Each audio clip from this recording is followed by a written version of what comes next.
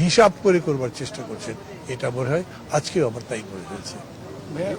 নির্বাচনের সামনে আইন শৃঙ্খলা কি মানে পরিস্থিতি নির্বাচন কন্ডাক্ট করার জন্য প্রপার মনে হচ্ছে কিনা, নাকি কোনো না, সংখ্যা আছে? প্রপার তো কোনোভাবেই নয়। প্রপার করবো বলতে পারি এটা যে সাফিসিয়েন্টও মনে হচ্ছে না।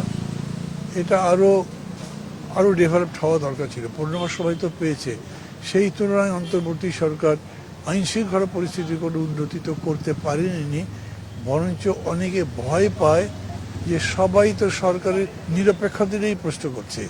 তো এইটা যদি এমন জায়গায় যে তারা শেষ পর্যন্ত এই অজুহাত তুলে সরকারের উপর দায় চাপিয়ে নিজেরা নির্বাচনকে একটা প্রশ্নবিদ্ধ করে ফেলে, তাহলে তো খুবই মুশকিলের কথা। এটা অনেকের মধ্যে শঙ্কা আছে। আমিও মনে করি যে এখন যদিও সময় কম, তবুও যতটুকু সময় আছে তার মধ্যে চেষ্টা করা গেলে আইন শৃঙ্খলাকে দৃশ্যত আরও বেটার করা সম্ভব। জনাব তারেক রহমান তো একটা জিনিস আপনাকে বলেছেন যে সময়টা নিয়েও কথা বলেছেন, নির্বাচনের সময়টা খুব কম। না, ক্যাম্পেইনের যে সময়টা আলটিমেটলি পড়লো সেটা তো 18 দিন না মাত্র। তো এটা আসলে উনি কোনো মেসেজ দিতে চান কিনা? না, মেসেজের কথা না এটা। আমি তো বললাম আলাপচারিতাই বলছেন, উনি আপনাদের আলাদা করে তো বলেননি। আমি ওনার উদ্ধৃতি দিয়ে বলি যদি সেটা হয়তো খুব মানে কি বলবো জাস্টিস হবে না, কিন্তু এটা তার মধ্যে একটা ফিলিং আলাপচারিতা এসেছে। তো আপনি কি ঢাকা না বগুড়া শেষ পর্যন্ত সিদ্ধান্ত কবে জানা যাবে? আমি অপেক্ষা করবো, দেখি উনি নিশ্চয়ই তার যারা যারা এখানে আছে তাদের সাথে কথা বলবেন, বলবার পরে আমাকে জানাবেন, তখন মিলিতভাবেই সিদ্ধান্ত নিতে পারবেন। নাকি দুটোই হতে পারে? দুটো যদি বলে আমি দুটো করার জন্য তৈরি আছি। আপনি তো চান বগুড়া? না, আমি এখন কোনোটা চাইনি। মানে এখন আমি যদি বলি বগুড়া যেতে, আমি তাকে তা বলি যাই। আমি তাকে বলেছি দুই জায়গাতেই এই পরিস্থিতি হয়েছে, তাই আমি দুই জায়গায় দিয়েছি। এখন যেটাতে যেভাবে সুবিধা আমি সেটাই করবো। আমি দুটো করবো তাও কিন্তু বলিনি, কিন্তু আপনাদের কাছে বলছি দুটোই যদি বলে করতে আমি তাতে রাজি আছি।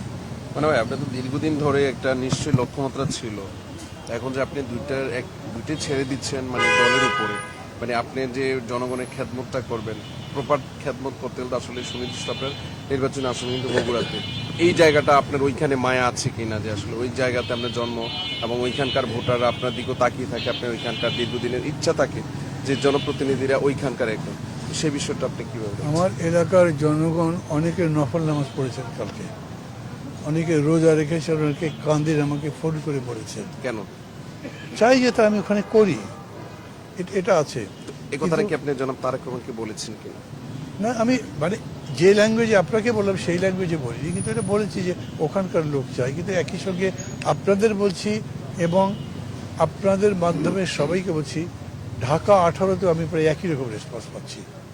যে কোনো কারণেই হোক তারা মনে করেন যে আমি যদি ওখানে করি তাদের ভালো হবে। তো আমার জন্য সমস্যা হচ্ছে ওখানে তো বিএনপি একটা ক্যান্ডিডেট নর্মালি ডিক্লেয়ার করেছে, আর আমার এলাকাতে তারা আমাকে ডিক্লেয়ার করেছে। কাজে আমি এখানে ক্লেম করতে পারছি তা তো করতে পারছি না, কিন্তু আমি বলছি যেহেতু তারা একটা প্রার্থী দিয়েছেন, তিনি এখনো প্রত্যাহার করেননি, তিনি ঘোষণা গতকালকেও দিয়েছেন যে তিনি ইলেকশন করবেনই। আমি আর একটা জটিলতার মধ্যে জড়াতে চাই না। আমি চাই এই ব্যাপারে তাদের দলের যেহেতু ইস্যু, তারা যে সিদ্ধান্ত দেবেন সেটা আমি বিবেচনায় রেখে সিদ্ধান্ত। ঠিক আছে, ধন্যবাদ। Thank you sir. লাইন কি পেলেন? হ্যালো, লাইন কোনটা দিতে চান? লাইন কি পাইছেন?